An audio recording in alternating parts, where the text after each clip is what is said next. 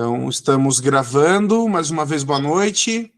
Aqui, professor Rafael, e vamos aí para a terceira aula do nosso curso de Fundamentos Sociológicos e Antropológicos do Direito, ou simplesmente Sociologia.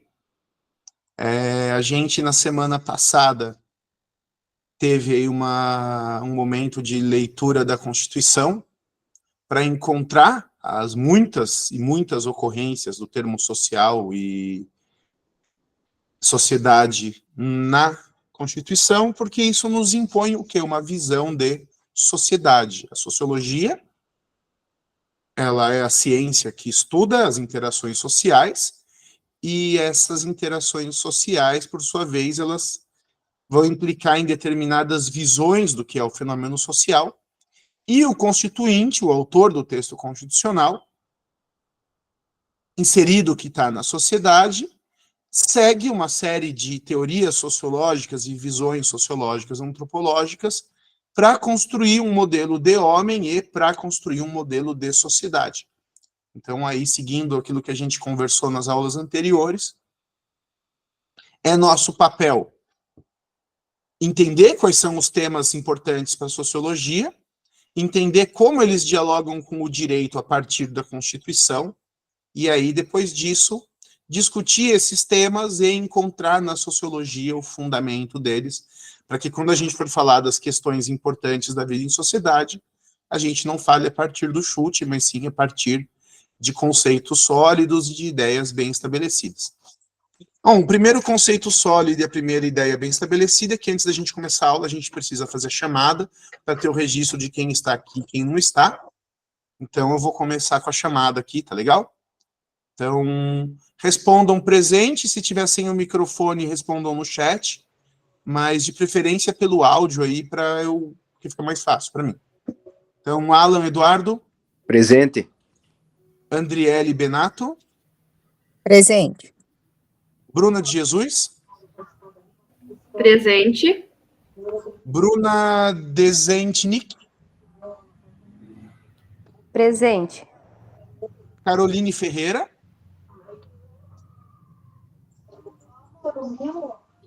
Caroline. Ela não chegou ainda, né? Então, deixa eu marcar. Falta, se ela chegar, eu tiro. Cleiton. Presente. Daile Fabiano. Presente. Daniele Regina. Presente. Eduarda Bendim. Ah, tá aí. Beleza, presente, Eduarda. Eduardo Dobes. Presente. Heloísa Gabriele. Presente. Emily Vidal. Ela tá presente, professor, só que no chat. Tá aqui, tá no chat, aqui eu vi. Eros. Presente. Assessoria Andrade, tá trabalhando, né, Eros? Isso aí. Gabriel César.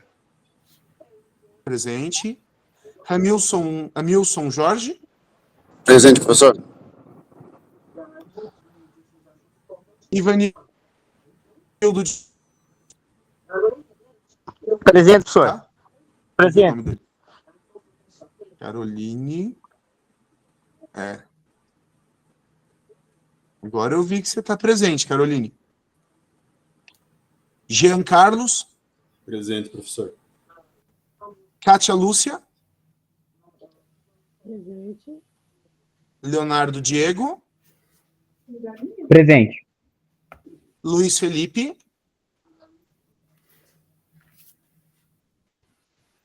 Luiz Felipe Alberton.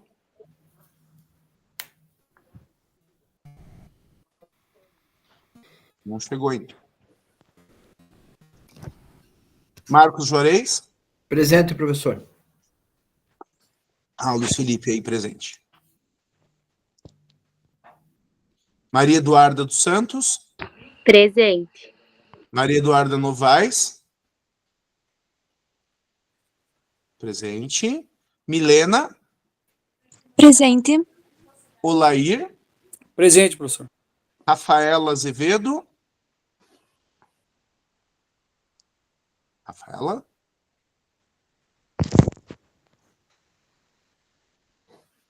A Rafaela não chegou. E Rayane. Presente, professor. Raquel Catarina. Raquel. Também não. Renan Vinícius. Presente. Sirlene de Jesus. Presente, professor. A aula oi. passada também. Você estava presente na aula passada? Sim, professor, não conseguiu o áudio, daí passei mensagem. Eu estava presente também.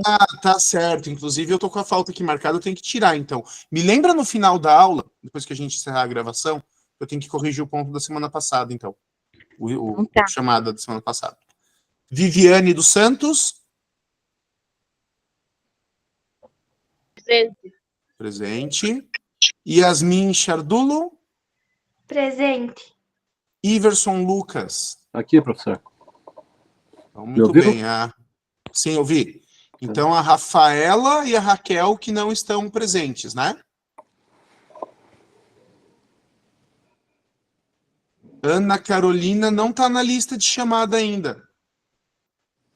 É bom verificar na secretaria amanhã, porque o seu nome não está na minha lista.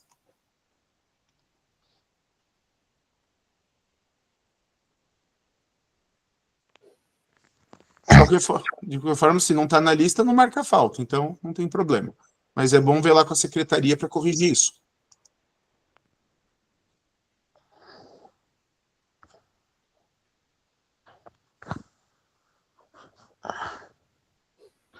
Aí. Eu estou compartilhando a tela, vocês estão vendo? Então, né? Na verdade, esse é o sistema de chamada da faculdade, mas o que eu quero que vocês vejam é isso aqui. Sim, professor, dá para ver a tela aqui, tranquilo. Assim, que é o material da nossa primeira aula, né? Onde eu trouxe o preâmbulo da Constituição, e a partir do preâmbulo a gente conversou, né? Que a sociedade se organiza em torno de grandes questões. Aí a gente fala de religião, de cultura, de língua, de economia, de política, de sexo, de família, de trabalho, de comunicação. Então, cada uma dessas grandes questões vai ter as suas implicações sociais e vai ter as suas previsões constitucionais. Cada sociedade vai ter uma visão a respeito desses fenômenos, e essa visão a respeito desses diferentes fenômenos influencia e é influenciada pelo direito. E cadê a nossa Constituição? Está aqui, deixa eu aumentar a letra, né, porque eu queria começar pela família, que está no artigo 226, para caso algum de vocês queira acompanhar aí com a Constituição, que vocês tenham ela em mãos, né? Porque o artigo 226, ele traz uma definição que é única na Constituição, ou seja, que a gente não encontra em nenhum outro lugar, que é a ideia de que a família é a base da sociedade, e que por ser a base da sociedade, ela recebe uma especial proteção por parte do Estado. E aí, se a gente bate família como termo na Constituição, quer ver? Vamos ver quantas vezes aparece. A gente tem 29 ocorrências no texto constitucional tratando de família. Vai ter questão de assistência às famílias necessitadas, vai ter a questão da salário família, vai ter a questão do poder familiar dos pais sobre os filhos, do cuidado com os idosos, do cuidado com os portadores de deficiência, etc, etc, etc. Ou seja, tem toda uma visão do Estado de que a célula base, que o fundamento da sociedade sobre o qual o direito vai ser exercido é a família. E o que isso quer dizer? Porque eu acho que, por mais que vocês estejam no começo do curso, acho que isso não é uma informação nova para ninguém, né? Mas por que isso é importante? Porque se a família é a base da sociedade, a visão que essa mesma sociedade tem da família vai ter implicações jurídicas importantes. A visão que a população tem, que as próprias famílias têm de si mesmas, vai ser fundamental para que a gente enxergue o que exatamente o Estado está protegendo. Então eu queria, na verdade eu queria não, eu quero, né, e eu estou passando para vocês uma tarefa para qual vocês têm 15 minutos e que normalmente a gente elabora em sala, né? O pessoal que teve comigo no semestre passado sabe.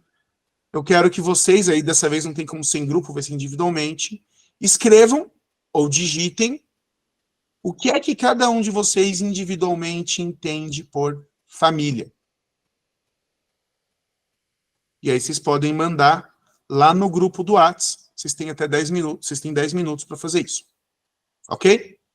Como é que vai funcionar? Vocês vão escrever, não precisa pesquisar, não precisa buscar na lei, eu não quero a definição do Código Civil, eu já tenho, não quero a definição da Constituição, até a gente vai construir junto. Eu quero que cada um de vocês, individualmente, me diga o que entende por família. Quem são as pessoas que integram, quais são os vínculos que geram um relacionamento familiar, quais são as obrigações que as pessoas têm entre si quando fazem parte de um grupo familiar. Porque a partir disso, nós vamos aí, aqueles que estiverem dispostos, vão ler e comentar a respeito do assunto, nós vamos conversar, e dessa conversa a gente vai tirar os tópicos que vão aí estruturar a apresentação que eu vou fazer nessa e na próxima aula sobre os principais sociólogos que tratam do tema família. E aí nós vamos encontrar isso tudo depois na Constituição, certo? Entenderam? Certo. Sim, professor. Então, Sim, professor. então Sim. vocês têm 10 minutos, agora são 7h23, até 7h33 eu espero esse material lá no grupo. Beleza. Vamos por até 7h33, põe até 7h35, vai para dar uma arredondada no tempo. Fechou. Então tá com vocês. Vou fechar a câmera, mas eu tô na escuta aqui, se vocês precisarem podem me chamar.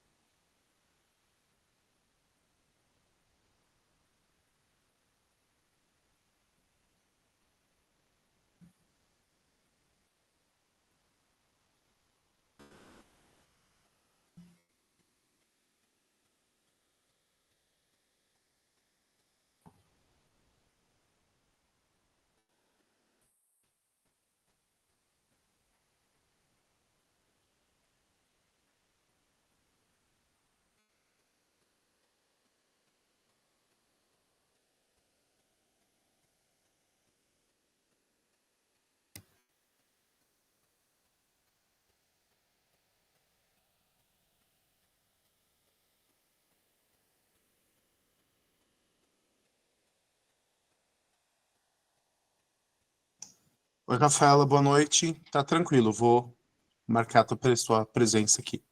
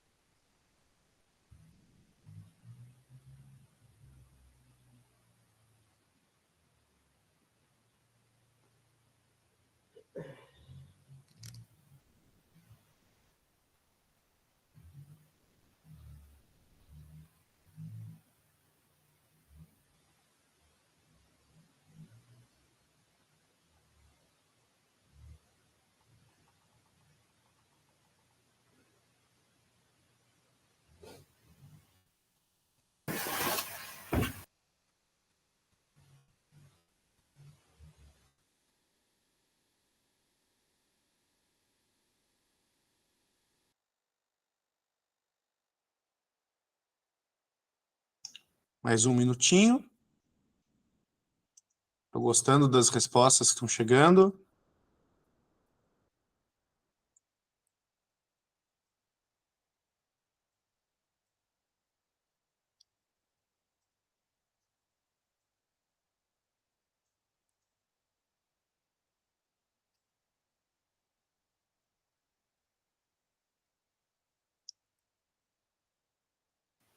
Professor, boa noite.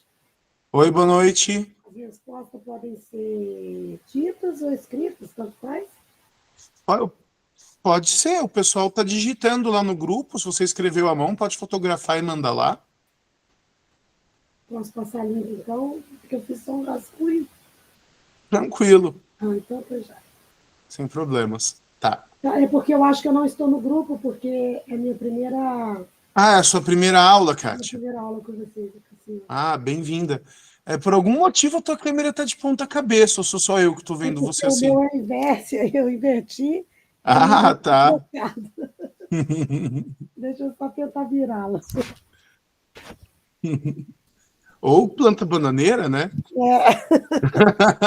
É porque o teclado fica ruim, ela é inversa, ela fica muito pro alto. Ah, entendi. Arrumou? Não, Né? sem problema, deixa do jeito que ficar mais confortável para você, não se preocupa então não. Eu vou voltar de cabeça para baixo. Pode plantar bananeira de novo, não tem problema. Já treina para ginástica olímpica aí para a próxima Olimpíada.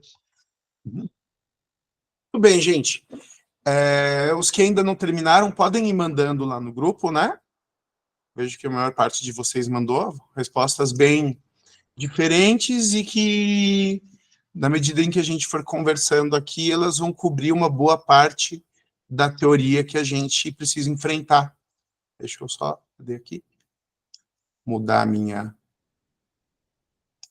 o meu compartilhamento de tela. Isso. Então, eu queria convidar vocês, né? Pessoalmente, eu sei que isso nunca foi um problema para essa turma, espero que online também não seja, para aqueles que quiserem, exponham o que escreveram e o que pensam a respeito do assunto, para a gente tentar construir junto aí as possibilidades de sentido dessa palavra e dessa instituição.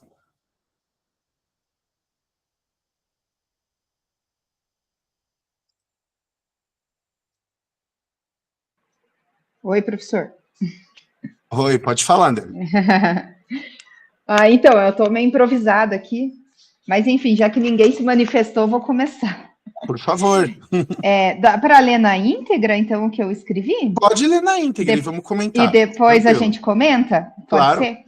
Então, tá. Eu escrevi, acho que foi uma das primeiras, deixa eu voltar aqui. Então, eu falo que, assim, falando uma experiência própria, eu sou um pouco um contexto de família bem diferente. Então, eu já me sinto já uma família bem diferente. Até o professor falou dos comentários ali dos outros, eu até fui lendo, e a gente tem muita percepção da família tradicional, né? Daquela família, pai, mães, filhos dos mesmos pais. Então, eu já começo ali porque os meus filhos, cada um é de um pai diferente. Então, eu já não fujo do tradicional. E nem por isso eu deixo de ter um ambiente familiar dentro da minha casa. Então, eu coloquei que família é muito minha opinião, tá, professor? Não, mas é isso que eu quero. É isso que eu quero. Eu coloquei. Família é composta por indivíduos, cidadãos, seja qual for, que porventura tenham sentimentos entre si, que decidem por espontânea vontade unir-se, dividindo moradia e obrigações, e, em consequência, podem aumentar a sua prole com filhos. Eu entendo que família tem a obrigação de cumprir as normas impostas pela legislação vigente, devem ser colaborativos e prezar pela harmonia e boa convivência, além de prezar pela proteção e cuidado dos filhos menores, caso tenham, além de garantir direitos fundamentais como a educação.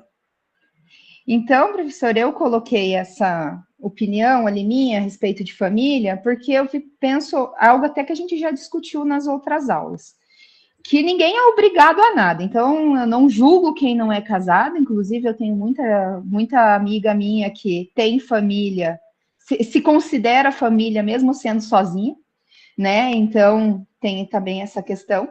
Mas ainda, eu também tenho essa percepção de família ser duas pessoas que espontaneamente querem ficar juntas e dividir todas as obrigações da sociedade juntas. Então, assim, ninguém é obrigado a casar, então a gente escolhe quem quer do seu lado, né? E também ninguém é obrigado a ficar junto, como a gente já sabe. E essa questão de filho também é uma questão muito interessante, porque não basta fazer os filhos, né? Então, para mim, família também são aqueles pais, indiferente de qual cidadão faça parte, se é 2 pais, 2 mães, uma mãe, um pai, tanto faz para mim. Para mim, família tem pessoas que não são compostas pela família da forma tradicional que a gente conhece, são muito melhores pais que até, como eu, como mãe, são muito melhores. E a gente tem que prover principalmente a proteção para esses nossos filhos, que são os menores que a gente coloca na sociedade e que a gente tem que mostrar o caminho e prover também a proteção, principalmente a proteção. Eu prezo muito por proteção e educação. Então, eu sou muito daquela situação que o legado que eu posso deixar para os meus filhos e que ninguém vai tirar deles é a educação. Então, eu já até comentei, eu tenho uma filha na universidade, o meu filho está no 2º ano que vem, vai fazer vestibular, eu incentivo ele para isso, vai fazer de treineiro, quero que ele tenha educação. A minha filhinha pequenininha é uma menininha que tem um cuidado especial, então a gente está até numa investigação com ela, então é outra filha minha que precisa de uma atenção muito especial e que eu dou. Então, para mim, família é isso, é cuidado. Né? Então, assim, diferente de quem é composta, além da gente cumprir todas as obrigações, né? Pagar nossos impostos, dividir obrigações, né? Perante ao Estado, também isso a gente não pode deixar de fazer quanto família. Então é isso, a minha opinião, professor. Muito obrigado, Andriele. Eu vou pedir mais colaborações antes de eu comentar, e aí isso é uma coisa que, para o pessoal que não estava conosco no semestre passado em filosofia, na medida que vocês vão falando, eu vou pegando alguns termos, alguns tópicos que são chave para montar o que seria um mapa mental. Isso em sala eu costumo fazer na lousa. Como não temos lousa, vamos usando aqui no editor de texto mesmo. Então, se mais alguém puder aí tomar a palavra, pode falar, Maria Eduarda.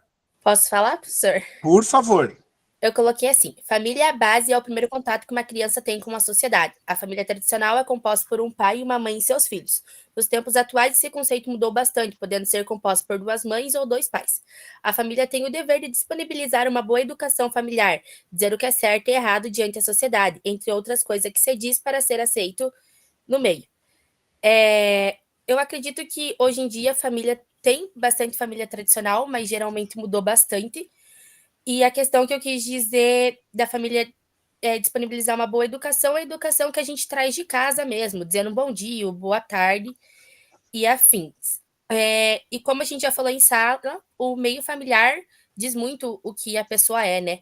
O meio que ela vive e tudo mais. Eu acho que é isso, não tem muito o que dizer, acho que eu deixei bem claro. Obrigado, Eduarda. A Bruna está de mão levantada. Bom, vou falar aqui então um pouquinho sobre o que eu penso, né, e o que eu escrevi. Então, eu escrevi que família é a raiz de tudo o que somos, né? Nela onde se inicia a nossa história, onde temos o primeiro contato com pessoas, sendo eles mãe, pai, irmãos, tios, tias, avós, enfim.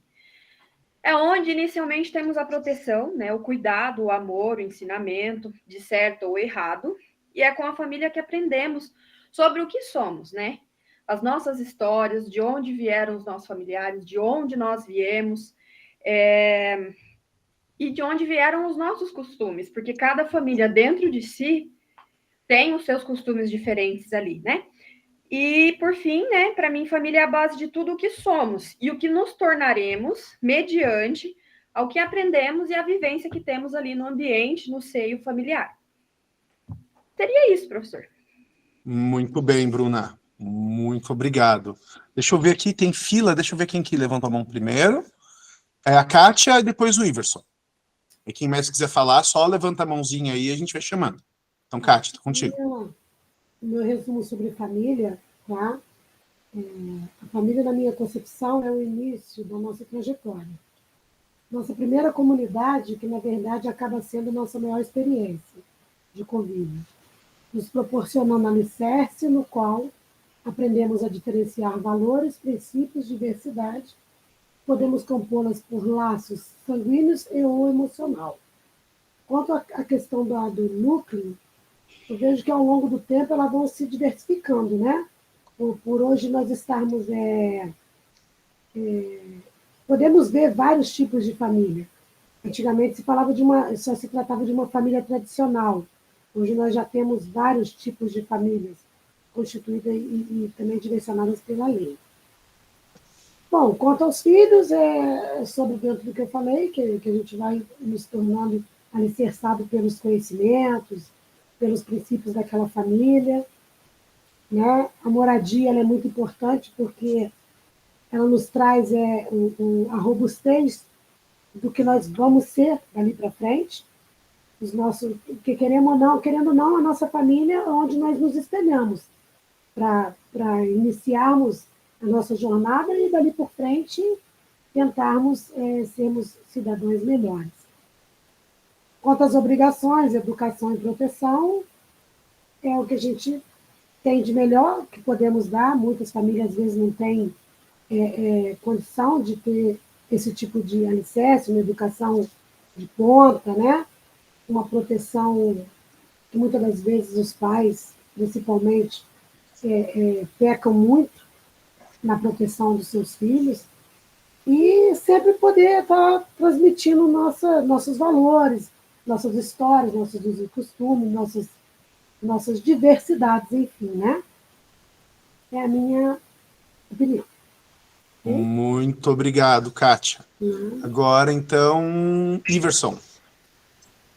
Então, professor, o meu entendimento é o seguinte, com relação à família. Como a própria Constituição Federal já prevê, de certo, ali no artigo 226, deixando bem claro, eu também penso dessa forma bem lógica. Entendo que a família é o pilar da sociedade, né? De onde partem todas as demandas, né? As demandas sociais, dentro do núcleo familiar, seja ele organizado dentro dos nossos padrões culturais, ou digo, tipo, de forma conservadora, né? Falando da família, pai, mãe, filhos em geral, né? Ou das novas famílias também, né? Que surgem, né? Com autodeclaração de gênero, aí, com 2 pais, 2 mães, né? Então, mas eu acredito que as demandas sempre serão as mesmas, né? Mesmo com todas essas diversidades, né? Eu digo, né? Penso que deva continuar com todos esse propósito, pois enfim, a lei do 2000 tem que continuar com esse propósito, né? Enfim, a gente analisar, os juristas, procurar prever sempre, fazer valer essa lei para que sempre elas sejam cumpridas, né?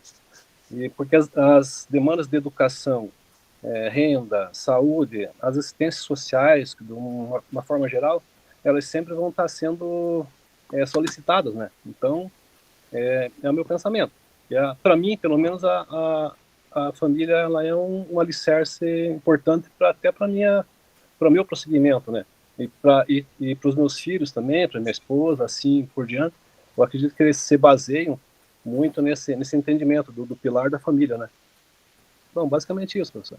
Muito bem, Iverson, muito obrigado. Leonardo. Então, professor, para mim, como eu coloquei ali, família é o grupo de pessoas unidas por laços de parentesco, que podem ser de sangue, casamento ou adoção. Tradicionalmente, a família é composta por pais e filhos, mas o conceito se expandiu ao longo do tempo, para incluir diferentes formas de convivência e afeto, como famílias monoparentais, casais sem filhos, famílias adotivas, e até mesmo grupo de amigos que se consideram como uma própria família, né? A família, ela serve para oferecer um suporte emocional, econômico, social, servindo como a primeira e mais importante forma de socialização e desenvolvimento pessoal. É um ambiente onde se aprende valores, cultura e identidade. Ou seja, dentro da família que se forma seres humanos de verdade. E, para mim, além dos aspectos tradicionais, família também pode ser vista de maneira mais ampla e inclusiva, abrangendo qualquer grupo de pessoas que se amem, se apoiem e se cuidem de maneira mútua. Ou seja, o respeito dentro de casa, o amor dentro de casa, prezar também por algum critério que a gente tem que seguir na sociedade como ser humano. Isso é família. Muito bem, Leonardo. Muito bem, obrigado. Iverson levantou a mão de novo ou não baixou ainda? Não baixei ainda. Desculpa. Então vou baixar todo mundo. E se mais alguém quiser aí fazer uso da palavra. Leonardo?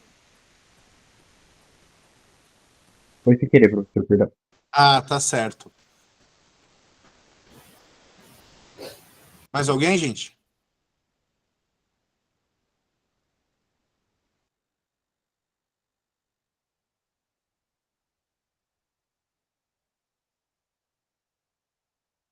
Mais alguém?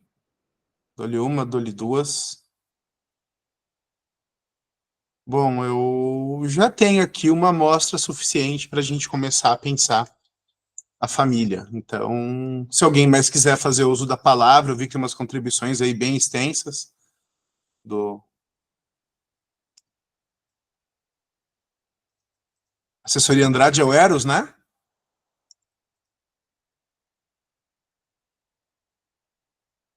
Não quer falar, Eros?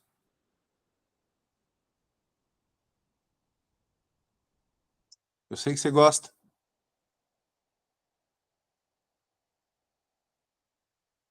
Ah, tá com o microfone bloqueado, então beleza. Então ficamos na contribuição do teu texto mesmo, que eu infelizmente não vou conseguir ler inteiro agora, eu vou até postar lá no WhatsApp para a gente não perder, eu conseguir ler depois.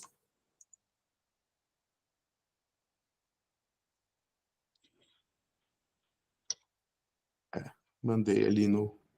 Ah, já estava no WhatsApp. Eu vou até apagar, que eu mandei de novo. Apagar para todos. Tá. Mas vamos lá, então. A gente, hoje essa discussão, até por causa da carga ideológica que ela vem recebendo nos últimos anos, ela fica muito centrada na ideia de família tradicional, né? E a família que a gente chama de tradicional hoje, pelo menos nas discussões mais correntes, são aquelas formadas pela mãe e o pai casados com os seus filhos. Mas essa noção de família nuclear, que eu anotei ali, né? O primeiro tópico da nossa lista aí dos conceitos que surgiram na discussão, ela em si não é uma noção tradicional, ela é uma noção moderna.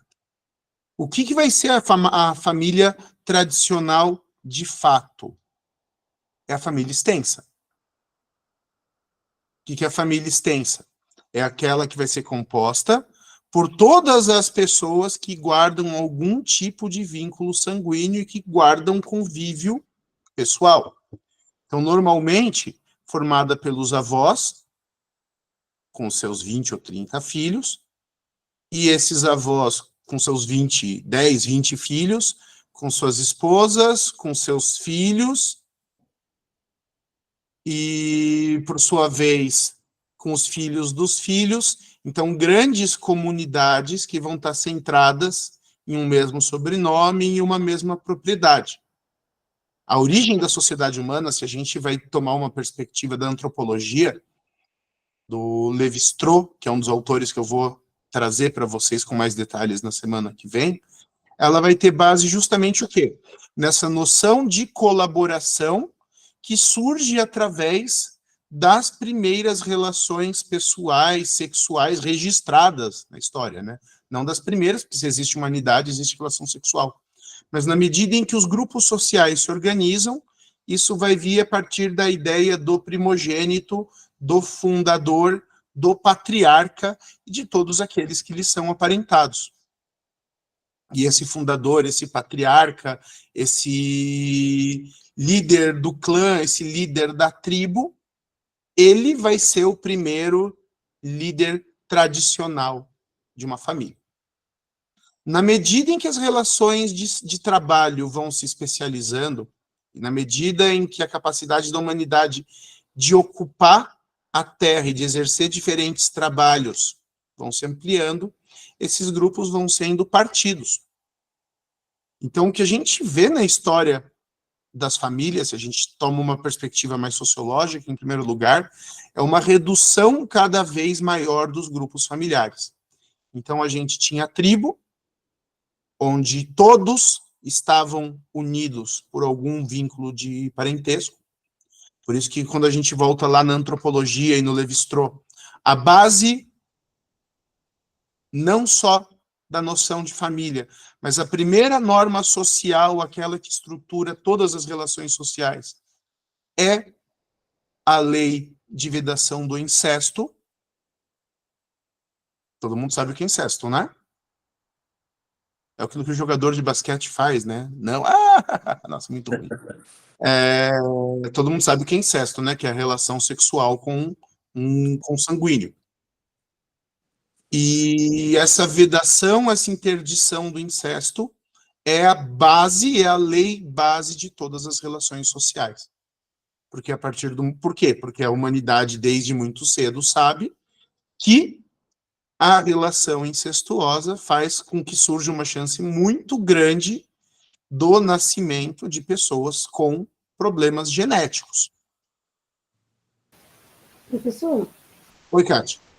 Então, sobre a questão do incesto, se nós observarmos assim, umas coisas são as escrituras da Bíblia, né? No Velho Testamento se vê muito casamento entre famílias, né? E a gente não se relata tanto problema genético. A gente sabe que o incesto, ele automaticamente, a gente sabe que hoje em dia se percebe pela estrutura, por toda essa questão de físico, né? Sim. Porque antigamente não se relatava tanto. Pelo que eu li algumas coisas, eu não consigo assim ver tanta diversidade em questão de física, né? Física, sim, se a gente pega a narrativa da origem, pelo menos do povo de Deus a partir da Bíblia, né? E que no início é a própria... Se relata tanto problemas físicos como hoje em dia teria, né? Sim. Isso. Andriele, quer comentar? Eu quero, professor. Por favor.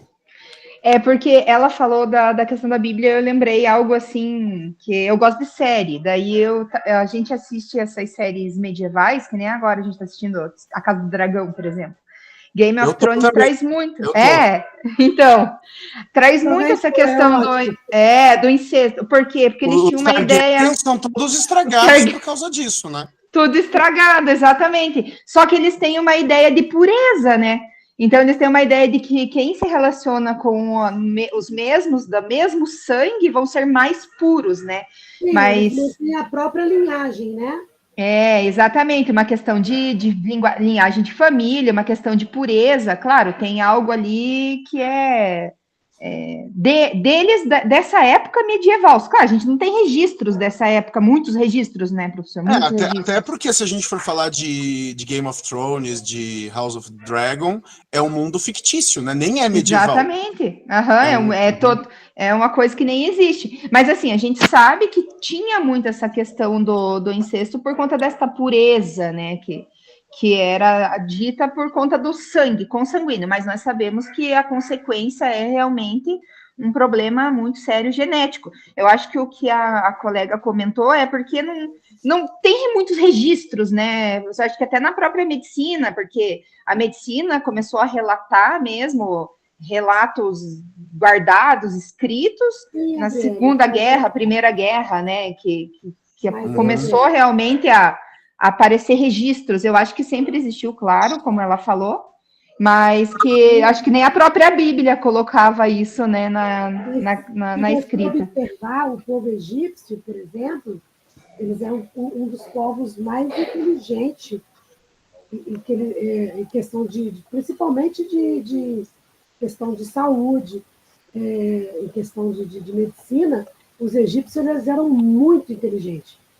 E a gente eu, por exemplo, as coisas que eu li, não se relata tanto de problemas, né, com a linhagem deles. Né? Assim, é bem curioso essa questão. Né? Eu estava conversando, debatendo, o professor falando, e eu fiquei lembrando disso. Eu não vejo tanto relato de pessoas com tantos problemas, principalmente físicos, psicológico, como há hoje em dia, né? Também a gente sabe que conforme vai se mudando as origens, porque há uma grande mudança de origem.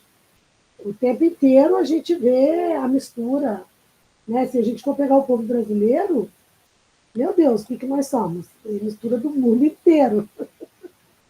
Né? Sim. Uhum. Verdade, exatamente. A Rafaela está com a mão levantada.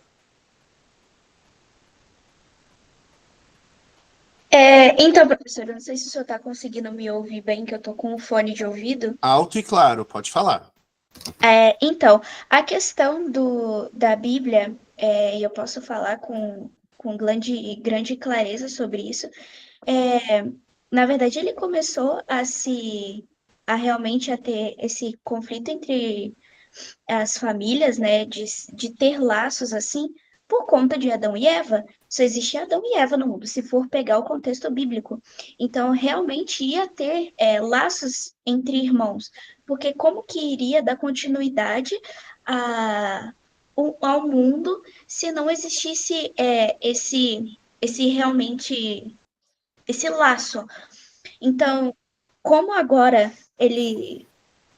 o mundo em si ele já está muito mais expandido, a minha visão é que não faz o mínimo sentido continuar tendo esse vínculo entre irmãos ou primos e etc., sendo que realmente causa doenças e muitas outras coisas na criança e tudo mais. Acredito que na Bíblia não é muito relatado esses casos. Não é relatado muito sobre esses casos porque realmente era um tabu, né? A classe sacerdotal, eles viam essas pessoas como castigo divino e dentre tantas outras coisas. Então, não se tinha um estudo sobre isso, sobre pessoas que tinham deformidades ou tinha alguma doença intelectual, justamente pela igreja ter esse conceito. Então, acredito que tenha muita coligação também disso. Então, obrigado, Rafaela. Kátia, deixa eu só fazer um comentário e já te devolvo a palavra. Okay. Mas a Bíblia, ela traz logo no começo as proibições de incesto. Então, lá em Levítico, você já vai ter a questão de que você não pode se relacionar com a madrasta, que você não pode se relacionar com a mãe, que você não pode se relacionar entre irmãos. Isso ali vai estar, se eu não me engano, no 18 de Levítico. Então, ou seja, quando o povo recebeu a lei já trouxe, como em todas as civilizações conhecidas, a restrição do incesto. E aí, assim, é um pouquinho de teologia, né? Eu sou católico e eu conheço a partir do que eu estudei da minha fé, e eu não estou aqui para dar a palavra final, o tema nem é esse, né? Mas como a gente entrou nessa questão bíblica, o pecado surge junto com a lei. Até o momento em que não existia uma vedação, uma proibição, não era considerado errado, porque as pessoas, apesar de terem em si uma noção de certa e errada, não estavam proscritas. E é engraçado, porque isso vai acabar reaparecendo na Constituição, justamente no princípio de liberdade, né? Todos nós somos livres para fazer tudo aquilo que não for proibido por lei. E isso vale desde aí do início dos tempos. E essa questão, obrigado, Rafaela, e essa questão de que a Bíblia não traz, ela não vai trazer exatamente com os termos de problema genético, porque a genética é uma ciência da virada do século passado, ela não vai trazer como problema hereditário, porque eles chamavam isso de maldição, mas se a gente procurar por demônios, se a gente procurar por maldição, se a gente procurar por problemas de visão, se a gente procurar por uma série de problemas que a gente depois consegue rastrear como de origem genética, tá cheio de caso bíblico, sabe? Então, não é que tem uma ausência da descrição. E aí, assim, se a gente for pegar, aliás, a maior parte das leis que hoje o pessoal pega Levítico é uma lei que o pessoal que faz uma leitura leiga, eles proibiam isso, eles proibiam aquilo. Eram questões que eles, na vivência, na prática, percebiam que preservavam a saúde do grupo. a pessoa que está com problema tem que se purificar e só volta para o grupo quando tiver curada e for decretada curada por um sacerdote. Se ela estiver doente e ficar no meio do grupo, ela adoece todo mundo. Então a gente tem uma série de coisas ali que estão presentes naquele texto, que tem que ser lida no contexto da época. Mas não é uma informação ausente, é uma informação narrada com a linguagem da época. E que a gente tem que saber cavocar, sempre encontrar. A Kátia pediu a palavra de volta e depois o Lair. Dando só um gancho no que a Rafaela disse, né? Sobre Eva e Adão. Na verdade, Adão e Eva foram os primeiros seres viventes da Terra. Eles não foram únicos, eles não deram continuidade nas gerações, só os dois. Primeiro Cristo. Bom, esse é o meu entendimento, se alguém puder depois me corrigir. Essa é uma discussão teológica tão velha quanto Adão e Eva. Então, aqui, Deus ele povoou a Terra, ele trouxe Adão e Eva e povoou a Terra. Então, a ramificação foi dada, tanto que depois os filhos foram... Se somos todos descendentes de Adão e Eva ou não. Essa é uma discussão que tem mais valor teológico, acho que não seria legal a gente entrar nisso agora, porque... O senhor falou uma frase que eu gostaria de anotá-la. O pecado surge junto com a lei, foi isso? Sim. Muito interessante. Não existe crime sem lei anterior que o defina. Sim, com certeza. Muito obrigado pela oportunidade. Nada. Olair, por favor. Oi, professor. Só queria completar essa frase que o professor falou aí, que o pecado surge junto com a lei. Se a gente for ver na Bíblia, já no princípio existiu a lei, porque Deus colocou duas árvores no meio do Jardim do Éden e falou para Adão que poderia comer de todas as frutas daquele Jardim do Éden. Porém, daquelas duas árvores não era para ele comer. Então, ou seja, Deus já colocou uma lei ali. Por isso que quando Eva come a fruta e dá para Adão também, já entra o pecado no mundo. Por quê? Porque eles já transgrediram a lei de Deus, né? E é curioso que é nesse momento que eles, por exemplo, percebem que estão nus. É quando surge a malícia, quando surge a vergonha. Porque na verdade eles comeram o fruto da sabedoria, né? Se eles tivessem comido o fruto da vida, teria a vida eterna. Daí ia ser complicado. Aí seria complicado, mas eles comeram o fruto da árvore do conhecimento do bem e do mal. Isso. Então é aquilo, já que vocês sabem por si mesmos, então se virem. Vão viver do suor do próprio rosto e vai que vai. Mas, né, para quem crê nisso, também tem que crer que fomos remidos desse pecado por Jesus Cristo. Mas, enfim, esse é assunto para outro dia e acho que em outro ambiente, né? Verdade. Mas, enfim, só essa questão que a ideia original de família é uma ideia de grupos familiares ligados pelo sangue, e grandes grupos familiares. Na medida em que a sociedade se transforma, esses grupos vão sendo quebrados. E a gente olha hoje para a família nuclear, pai, mãe, filhos, como se ela fosse fruto de uma tradição, mas ela já não é. Essa família nuclear, que a gente hoje chama de família tradicional, ela já é um fruto da Revolução Industrial e da urbanização. A família de quem cresceu no interior é a avó, o vô, aquele monte de primos, tios, todo mundo se frequentando. E é uma realidade que, para a nossa sociedade hoje, tirando aquelas pessoas que vivem no campo ou em cidades menores, e Campo Largo, para os padrões mundiais históricos de cidade, não é uma cidade pequena, então já é uma inovação no mundo da família. E o que a gente vive hoje é uma transição desse modelo de família familiar para núcleos familiares ainda menores, como a família monoparental, como os casais, sejam eles compostos por qual combinação de sexos for, mas sem filhos, como até as relações afetivas não sanguíneas. Na verdade, é uma tendência do indivíduo, da tribo, do grupo, para a individualidade. Iverson, por favor. Então, professor, só voltando um pouquinho na questão família, e enfim, daquelas situações incestuosas lá. Tá, uma colocação.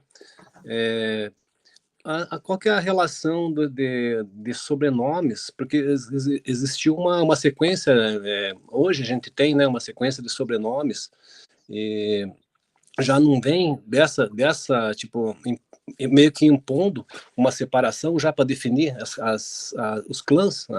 Sim, exatamente. É isso mesmo. Para não ter essa questão de se isso misturar. Mesmo.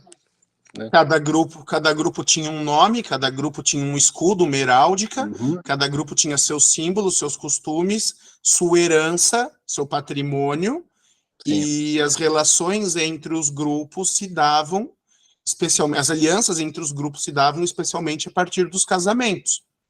Então, por que os casamentos até coisa de um século e pouco atrás, eles eram arranjados?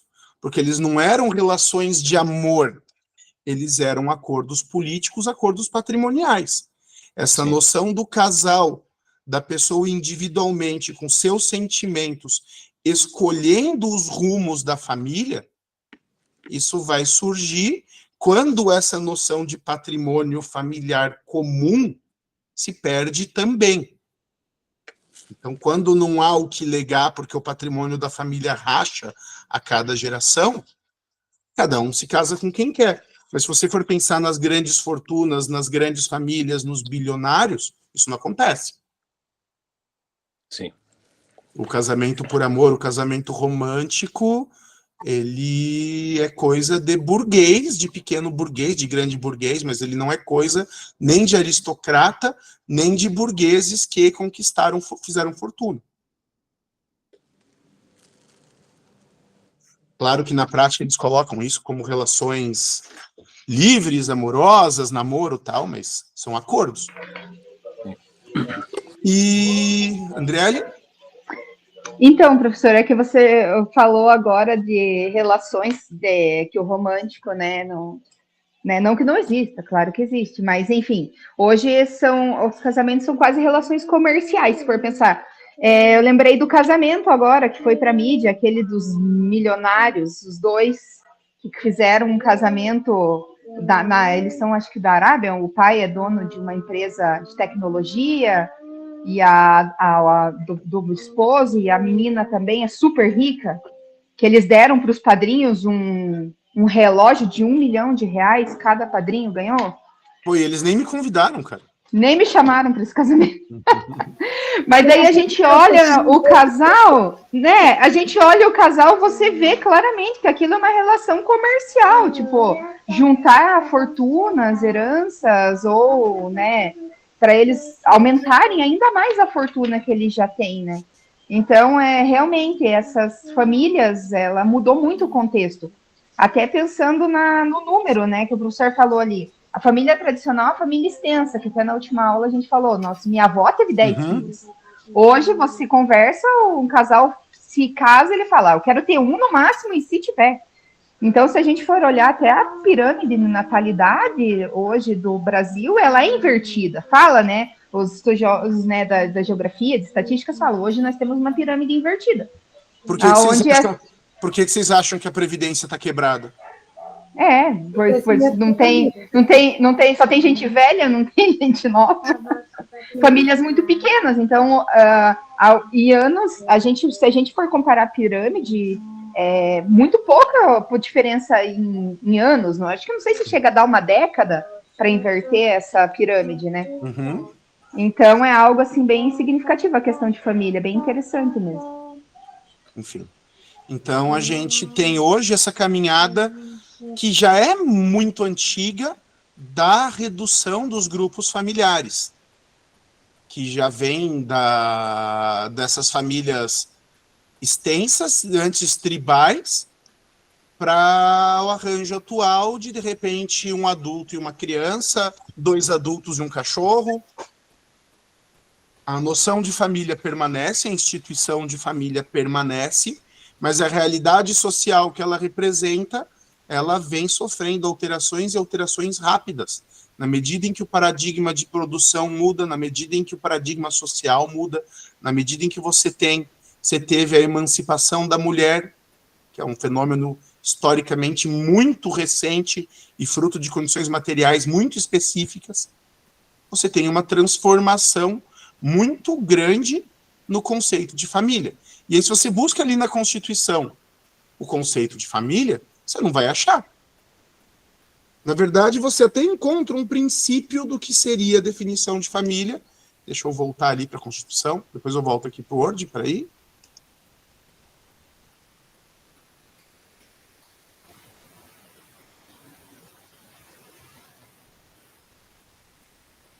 Porque logo após falar em família, a Constituição ela vai trazer 2 incisos para discutir, 3 incisos, né? Para discutir o quê? Casamento, união estável. Então, num primeiro momento, a impressão que a Constituição nos dá é de que ela está regulamentando a família nuclear. Mas ela reconhece também a comunidade formada pelos pais e seus descendentes. Então, quem que está reconhecido expressamente como família na Constituição? Os casais e as famílias monoparentais. Os pais ou as mães com seus filhos, sem a presença do cônjuge ou do companheiro. Certo? Então, a gente tem aqui uma noção de família que é muito restrita em relação àquilo que a sociedade hoje vem entendendo como tal. Deixa eu voltar lá para a nossa nota. Cadê? Documento 1. Aqui. O professor... Diga lá, Kátia.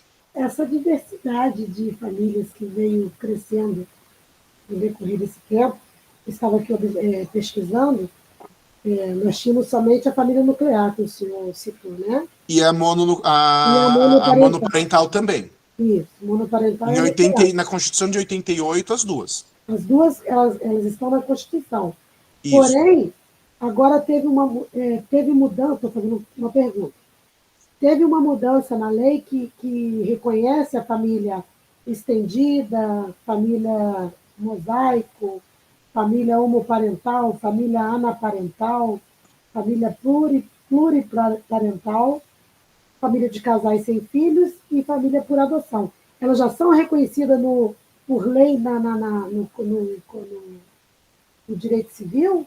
Sim, são. Sim, né? O direito civil ele já traz o reconhecimento da família extensa, sim, pelo menos na questão dos graus de herança e da obrigação recíproca de proteção e alimentação. Obviamente que a obrigação direta de proteção e educação é dos pais para os filhos, mas qualquer membro do grupo familiar que esteja numa situação de penúria pode demandar proteção por parte de qualquer parente extenso, lembrando que aí a noção de família extensa para o Código Civil vai até 3 graus de relacionamento familiar. 3 graus diretos. 3 graus diretos. Ascendente, né? Colateral também. Colateral também. Uhum. Aliás, descendente ou ascendente? Ascendente ou descendente ou colateral até 3. Não, ascendente e descendente, a relação é direta. Só que dificilmente uma relação de ascendência ou descendente vai passar de 3 graus. Que a pessoa teria que ver os trisavós. E é muito raro que isso aconteça. A colateral, professor, ela se especifica em qual denominação? Assim, ascendente, descendente, para cima e para baixo, lógico. Normalmente a colateral passa pelo ascendente e para os lados, né? Ah, tá. A colateral são os tios, os primos. Sim, sim. Ou os tios-avós.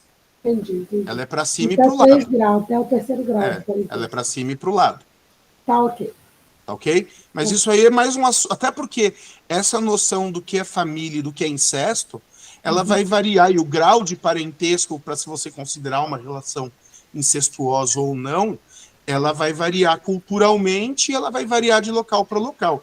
Tem até uma questão que é bem curiosa, uma história que é bem curiosa, que os antropólogos estudam, da Ilha de Páscoa, no Chile. Não sei se vocês já ouviram falar. Tem aquelas caras de pedra. Sim, já ouvi falar bem superficialmente. Então, e eles têm lá regras de incesto para segundo grau. Só que é uma comunidade muito pequena, de 2, 3 mil habitantes. Então, eles são praticamente todos parentes, o que faz com que eles, para poderem se casar, ou tenham que entrar em relações não ilegais para a lei chilena, mas inaceitáveis para a cultura deles, ou eles tenham que trazer cônjuges de fora da ilha, o que vai diluindo a cultura daquele povo. Entendi. Porque é um povo que não está crescendo, é um povo pequeno que vive numa ilha pequena e que tem regras de incesto muito rígidas.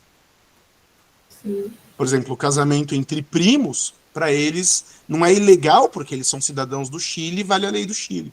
Mas na lei tribal deles, não é aceitável. Só que numa relação de todo mundo é primo, eles não encontram cônjuge. Ah, entendi. Entenderam? Então, isso aí, qual que é o grau, qual que é o tamanho da família estendida? Porra, se vamos falar que é quem tem o mesmo sobrenome, os Silvas, os Souzas, os Soares, os Pereiras, estão ferrados. Sim. Se todo o Silva é parente, o Brasil é inteiro fruto de incesto, sabe? É verdade. Então, a própria convenção do que é essa relação familiar e o que é a relação não familiar, ela também vai ter um componente social e vai ter um componente de costume e de tradição e de lei que passa no tempo. Nós, no Brasil, seguimos essa ideia dos 3 graus de separação.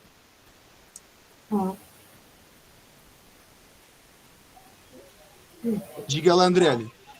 Professor, eu pensei numa coisa assim, por exemplo, Carol, pensando em cultura no Brasil, a Carol quer participar aqui. Pensando em cultura no Brasil, os povos indígenas, eles, no nosso caso, pensando em comunidade pequena, igual o professor deu o exemplo lá na Ilha de Páscoa, eles também são isolados, vamos pensar em comunidades isoladas, que ainda existem na Amazônia, por exemplo.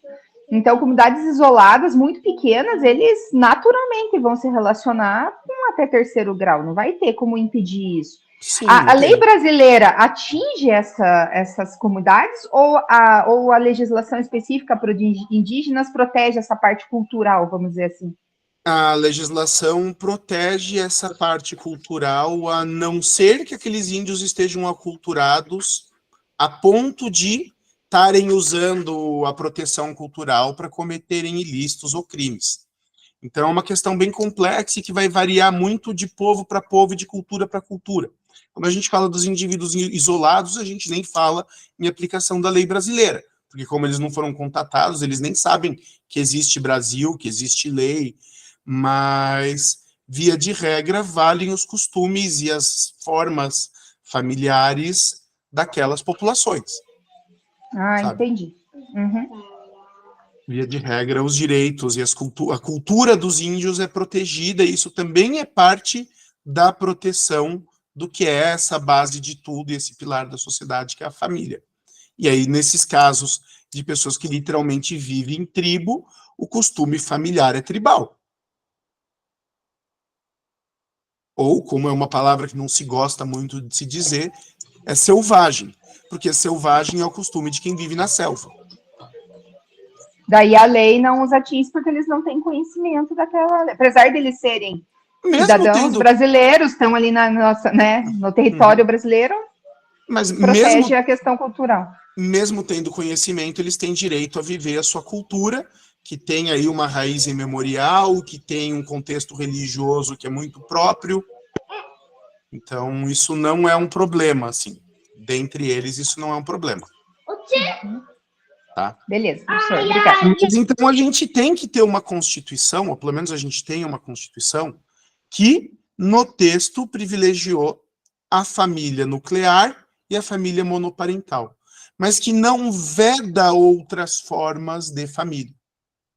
Você não vai encontrar em nenhum lugar da Constituição uma frase que diz que a família é apenas... Deixa eu voltar na Constituição.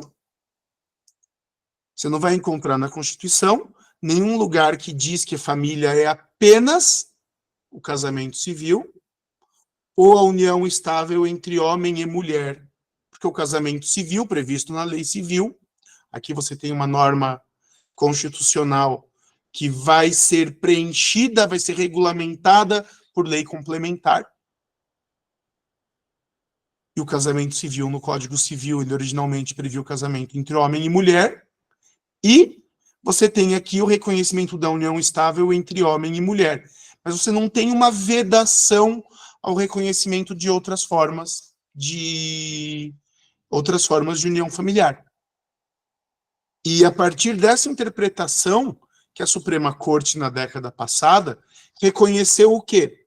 O direito à união estável para as famílias compostas por pessoas do mesmo sexo. Professor, então hoje no Brasil, a família constituída por pessoas do mesmo sexo, elas têm o direito à união estável, com todos os direitos e deveres. Não só a união estável, mas também o casamento. Deixa eu contar essa história para vocês. Ah, tá. Isso aí ficou deixa eu completar meu raciocínio. Uhum. Tá, só vou fechar teu microfone, Kátia, porque tá dando chiado, tá? Mas quando você quiser falar, fica à vontade. Valeu.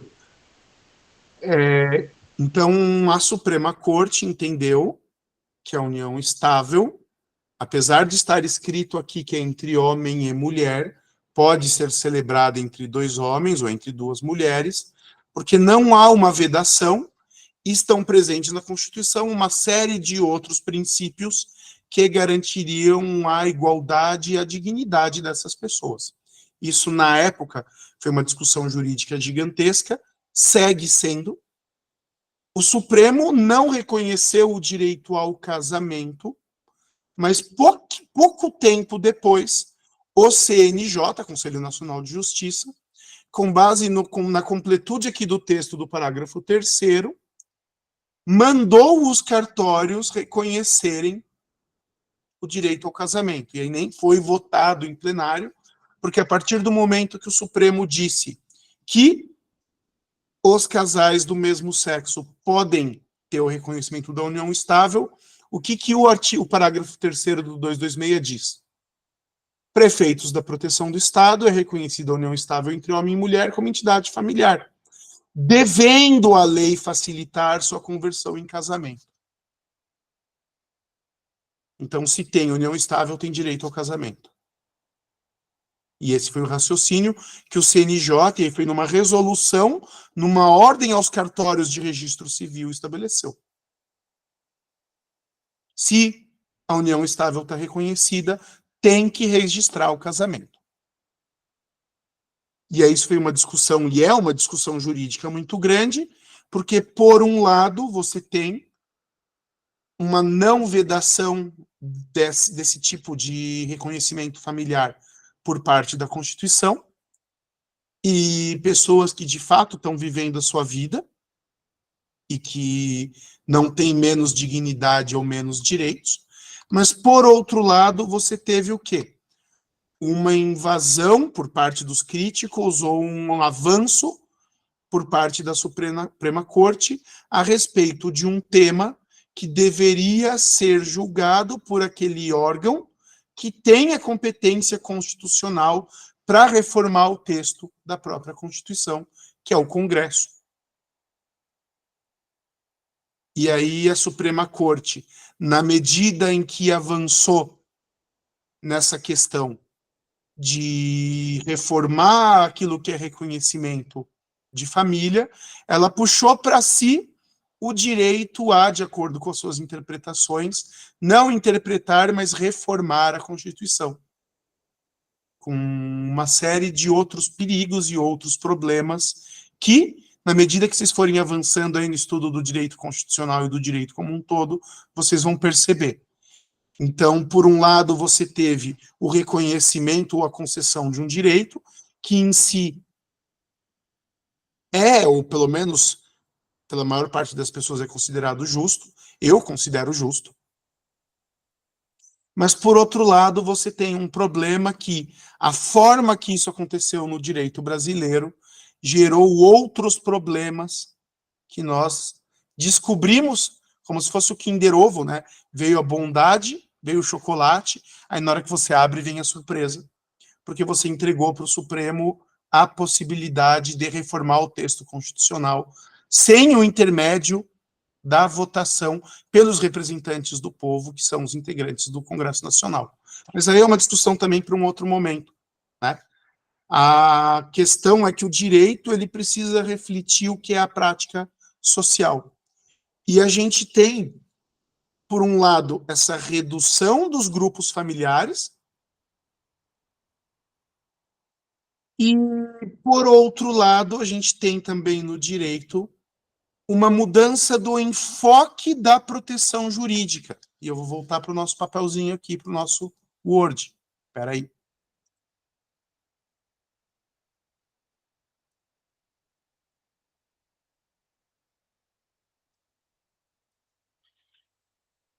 Que é uma mudança da proteção das relações de sangue, ou seja, a família enquanto instituição que gerava prole, a base da sociedade, porque é na família que nascem e crescem os cidadãos.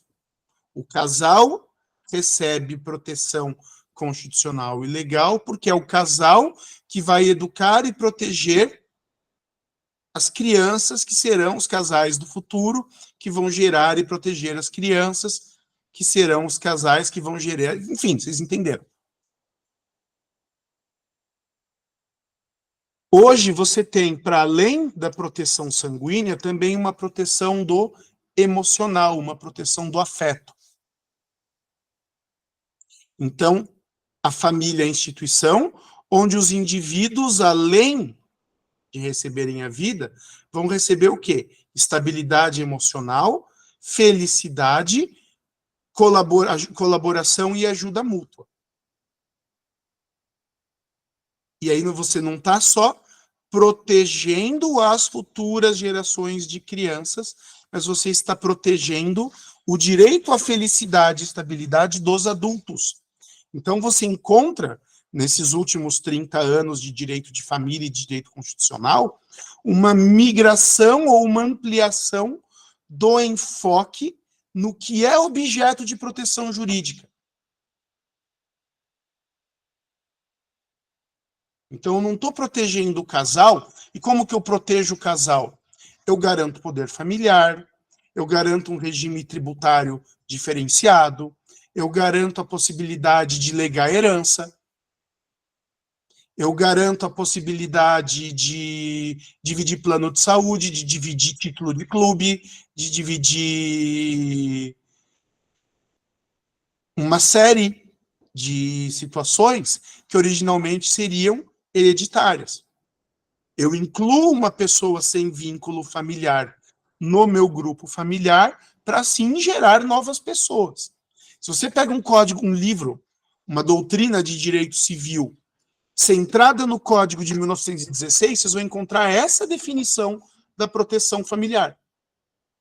É o berço dos cidadãos futuros. É onde nascem as pessoas que vão receber a proteção do direito.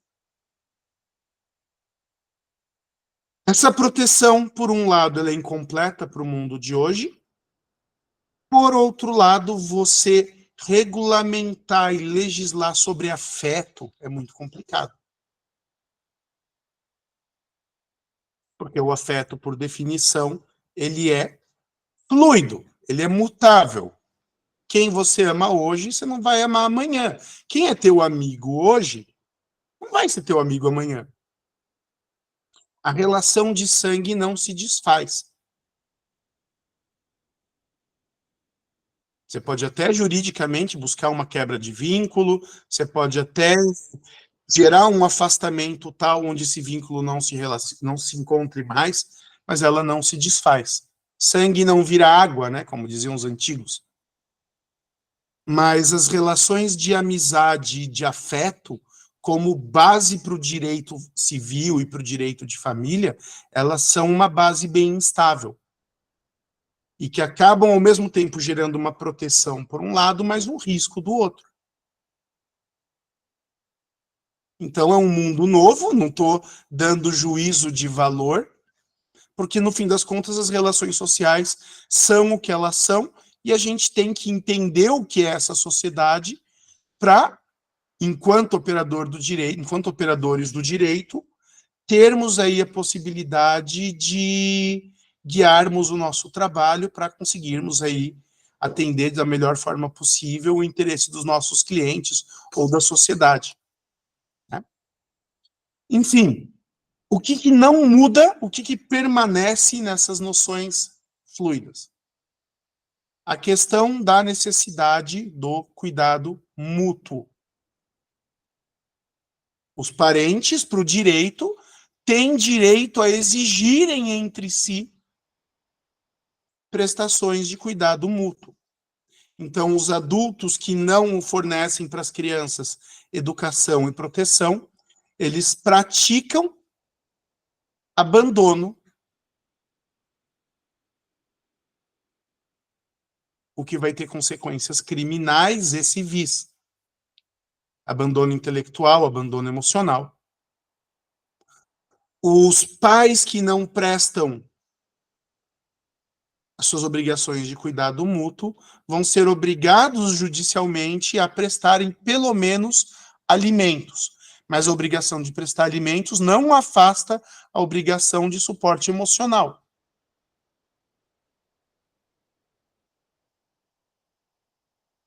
Os idosos, os nossos idosos, também devem receber dos seus familiares, dos seus descendentes, suporte e proteção. E eles também, e qualquer um pode ser compelido na justiça a fornecer esse suporte e essa proteção.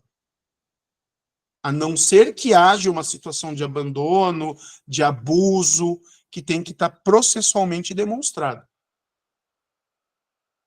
Então, essa obrigação que é moral, que nós, enquanto sociedade, cobramos uns dos outros, ela também é legal. A medida em que isso vai ser moral e legal vai variar na medida em que a sociedade se desenvolve. A questão da moradia. O morar junto hoje não é um requisito para o reconhecimento de vínculo familiar, mesmo na família nuclear.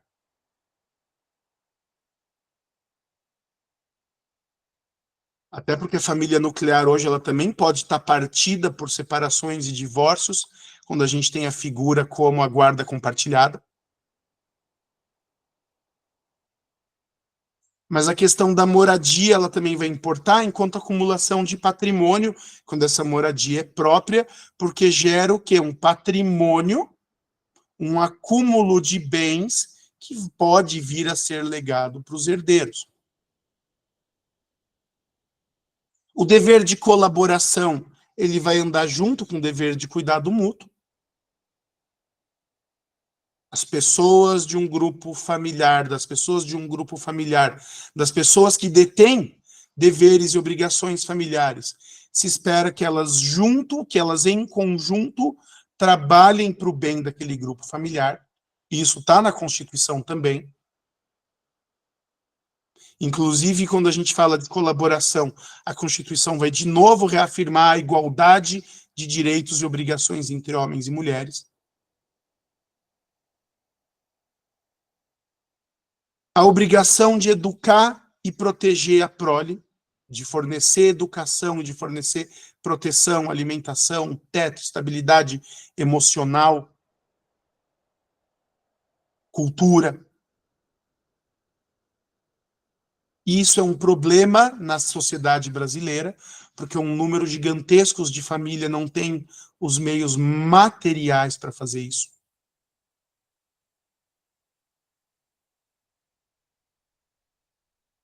E aí a gente vai ver essa situação.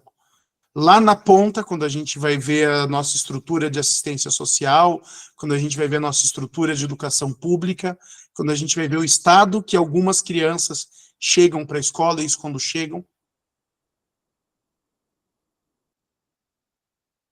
E a questão do legado, ela vai trazer um ponto muito importante no que diz respeito também à sociologia. Porque na medida em que as famílias estão patrimonialmente, culturalmente, historicamente estruturadas, elas vão fornecer para as crianças que nela nascem uma outra possibilidade de inserção social.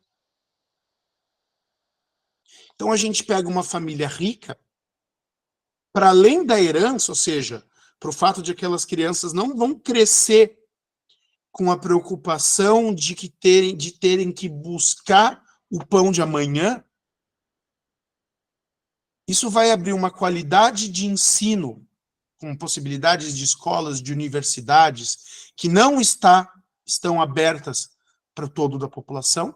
E o principal, isso vai abrir uma rede de contatos, de acesso a pessoas e a experiências e a viagens e a casamentos que não está aberta, não estão abertas para todo mundo.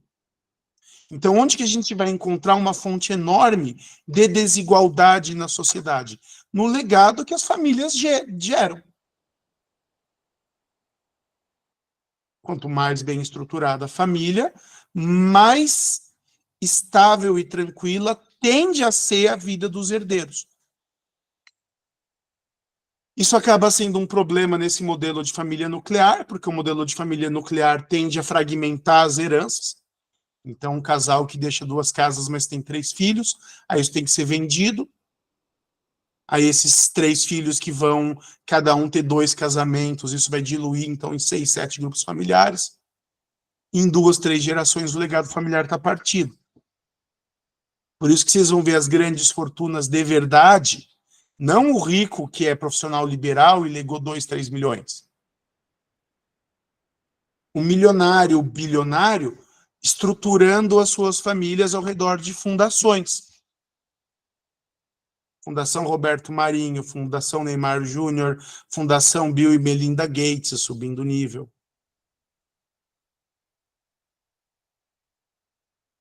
Por que as grandes fortunas se estruturam ao redor de fundações? Para preservar o patrimônio num todo indivisível e garantir a presença da prole, garantir a presença dos descendentes dentro daquele grupo familiar. Então, você quer permanecer no grupo familiar, você vai se comportar de acordo com o estatuto. Caso contrário, você está fora. Vocês lembram da Paris Hilton? Sim. Socialite americano. Todo mundo lembra da Paris Hilton? Socialite, que, vamos dizer, que tomou uns caminhos alternativos na vida, que produziu pornografia, que se expôs de maneira bem ousada. E vocês viram que ela sumiu? Vocês sabem de onde vem o Hilton, do sobrenome dela, Paris Hilton, né? Já ouviram falar nos hotéis Hilton? Eu já vi nos filmes. Não, mas tem. Hilton é uma rede mundial. Tem Hilton em Curitiba, tem Hilton... São centenas e centenas de hotéis. São bem famosos. É uma das grandes fortunas do mundo. Eles têm grandes resorts, né? Tem resorts, Hotéis e resorts. Sabe, eles têm hotéis no mundo inteiro. São centenas, talvez milhares de estabelecimentos. E todos pertencem à família. E aí chegou um momento, e a Paris se expondo, que o grupo familiar chegou e falou: você está fora da fundação, consequentemente dos frutos da fortuna da família, e fora você vai permanecer até o momento em que você resolver assumir uma postura de responsabilidade com o trabalho e com a fortuna. E hoje ela é uma conselheira da Fundação Hilton e trabalha na Fundação Hilton e tem acesso aos bilhões da família que ela tinha perdido enquanto ela estava ali passando uma noite em Paris. Não sei se vocês pegaram a referência, mas enfim. Simplesmente a ideia é os casamentos que vão ser celebrados, a postura dessas pessoas, a distribuição do patrimônio, fica blindada pela fundação. É uma família patriarcal e uma família extensa. Gerida pelo regime de primogenitura, e onde as pessoas, para participarem, elas vão seguir as regras estabelecidas pelo patriarca, pelo fundador. O casamento romântico, a família nuclear, a família mononuclear, a família de pessoas do mesmo sexo, a família afetiva, ela vai ter valor para burguesia. Aí a gente ouve o Bill Gates, não, porque eu não vou deixar herança para os meus filhos. Claro que não, ele está deixando toda a fortuna dele na fundação. E os filhos vão gerir a fundação. E os netos, e os bisnetos, e os trinetos, e assim por diante. E vão ter acesso à fortuna, porque a empresa passa a pertencer à fundação, e os frutos da empresa vão ser distribuídos pelos herdeiros. Sanguíneos, não casados.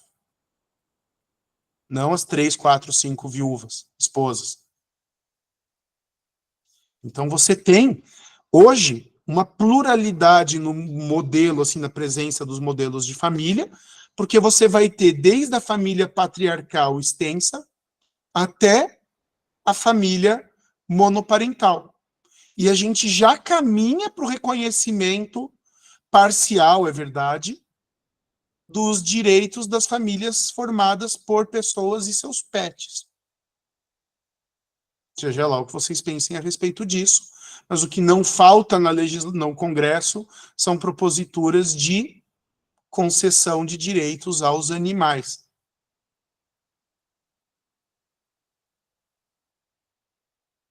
E aqui a gente entra nessa questão do legado, né? Porque a transmissão dos valores, das histórias, dos costumes e das identidades. Isso no Brasil também é problemático. Já passo a palavra, André, porque a gente tem metade da população que, por conta da nossa herança escravocrata, não chega na história da família a partir da 4ª geração. Então a gente tem hoje uma discussão muito grande no Brasil a respeito de ancestralidade. Por quê? Porque os escravos foram trazidos para o Brasil de diferentes lugares da África, embaralhados para não pessoas do mesmo clã, da mesma tribo, não ficarem juntas, aculturados, porque as suas culturas e línguas foram subtraídas, porque eles foram jogados com estranhos e entre estranhos, e tiveram que, portanto, se comunicar na língua franca, que era o português. E, quando libertados, né, quando veio a abolição, foram jogados à liberdade sem um patrimônio, sem uma estrutura. Então, metade das nossas famílias não se sabe a história delas para além dos bisavós. Então, qual que é o conjunto de valores, qual que é o conjunto de histórias, qual que é o conjunto de costumes de uma família nuclear que tem 3 gerações? Normalmente, 1 ou 2 delas compostas por mães solteiras. Então, é uma questão de identidade e que hoje está batendo muito forte na sociedade brasileira das pessoas quererem a sua origem. Sabe, a minha família, a família do meu pai, né? Ela vem de Portugal, vem para Pernambuco como donos de terra. Então, eu tenho ali uma árvore genealógica rastreável que vai a 1600. A família da minha mãe vem da Itália. Então, eu tenho também ali, pelo menos até os meus tataravós, eu sei o nome de todo mundo, de onde veio, onde nasceu. Então, tem uma história, tem um legado. Infelizmente, em patrimônio, esse legado foi muito pequeno, né? Mas que para mais da metade da população brasileira não está presente. Então, essa nossa ideia da família nuclear, pai, mãe, filhos, é um grupo, é um casal, socado num apartamento pequeno numa periferia, trabalhando os 2, 10, 12 horas por dia, com os filhos na escola pública. E o nosso legado comum é o quê? O arroz, o feijão e a TV Globo. Assistir novela, torcer pro... É o futebol, né? Arroz, feijão, futebol e televisão.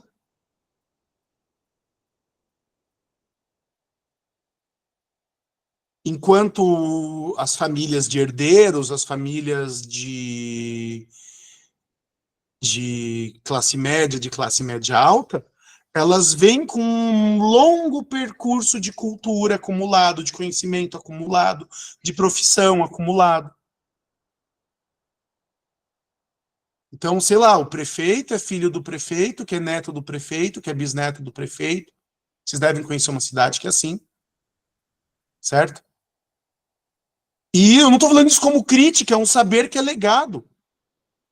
Você cresce num lar que se dedica a isso. E que te possibilita escolhas. Que te possibilita caminhos. Sabe?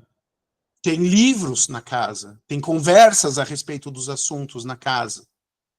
Tem pessoas que frequentam aquela casa e que participam de círculos e que participam de profissões que não estão abertas para todo mundo.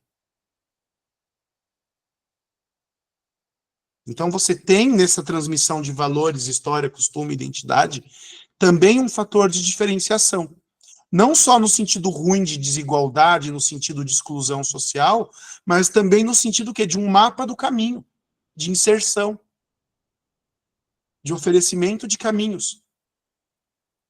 Tipo, minha esposa e eu temos 4 filhos.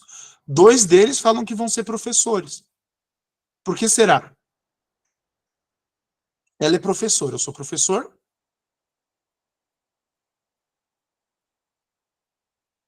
O mais velho diz que vai ser engenheiro, como o meu irmão, que é engenheiro. E ele é apaixonado pelo tio e quer seguir o caminho. E o mais novo não sabe ainda o que quer fazer. Ele atualmente quer ser o Cristiano Ronaldo. E esse dom na família ele infelizmente não recebeu, porque eu sou ruim que dói, assim, cara. Sou aquele que é escolhido por último.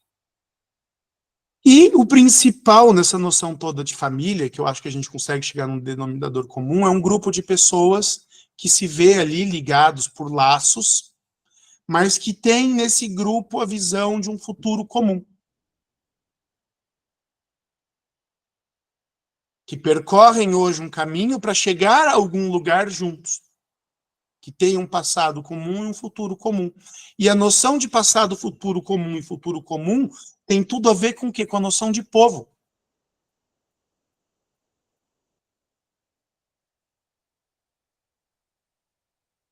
Que é um outro conceito que a gente vai trabalhar mais adiante. Certo? Bom, gente, eu acho que por hoje a gente já caminhou bastante.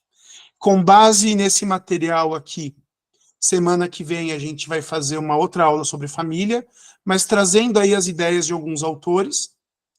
Eu separei para nós o Durkheim, Parsons, Bourdieu, Giddens e Lévi-Strauss,